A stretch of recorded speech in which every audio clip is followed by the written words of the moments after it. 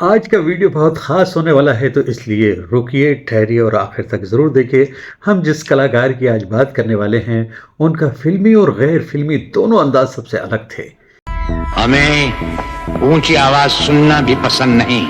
एक बार अमिताभ बच्चन को देखकर वो बोले, जानी सूट तो बहुत अच्छा है, ज़रा उस दुकान का पता बता दो, हमें अपने घर के पर्दे खरीदने हैं।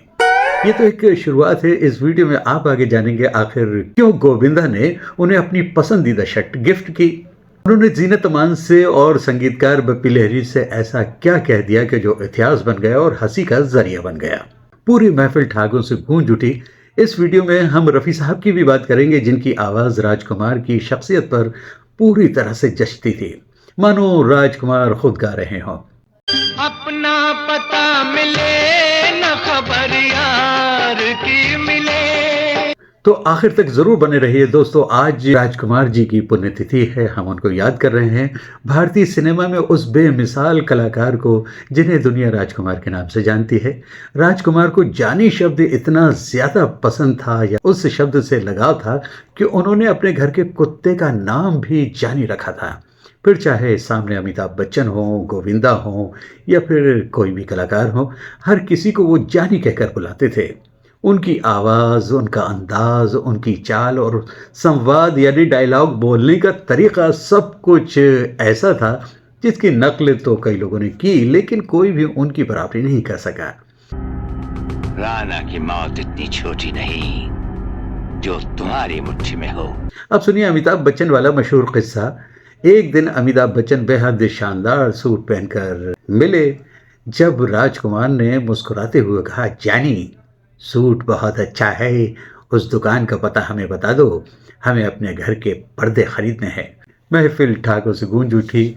अमिताभ बच्चन भी मुस्कुरा दिए। लेकिन दोस्तों, पर्दे पर जितने रोबदार थे वो, उतनी ही दिलकश उनकी स्क्रीन पर गूंजने वाली आवाज़ भी थी। क्या आपने कभी गौर किया कि जब भी वो रफ़ी साहब की आवाज़ राजकुमार पर कोई सुनाई देती थी तो ऐसा लगता था जैसे राजकुमार खुद गा रहे हों। इसका सबसे बेहतरीन उदाहरण यह है कि फिल्म काजल का ये अमर गीत। इस गीत में रफ़ी साहब की नज़ाकत और राजकुमार का शाही अंदाज मिलकर ऐसा जादू पैदा करता है जो आज भी बरकरार है। छू लेने दो नाजुक होठों को। इस गीत में दर्द सिर्फ शब्दों में नहीं बल्कि राजकुमार की आंखों में भी दिखाई देता है। उस दर्द को अमर बना दिया था रफ़ी साहब की आवाज़ ने। आज भी ये गीत सुनते वक्त राजकुमार का चेहरा आंखों के सामने आ जाता है। एक बार जीनत अमान से बोले, क्या आप इतनी खूबसूरत हैं, फिल्मों में एक्टिंग क्यों नहीं करती? जीनत अमान पहले तो चौंकी, फिर मुस्कुरा दी, क्योंकि राजकुमार की बातें जितनी बेबाक होती थी, उनका अंदाज भी उतना ही निराला होता था। सुनिए गोविंदा वाला किस्सा।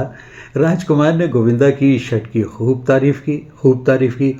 गोविंदा खुश होकर वैसी ही शर्ट लेकर आए और राजकुमार को गिफ्ट दे बैठे।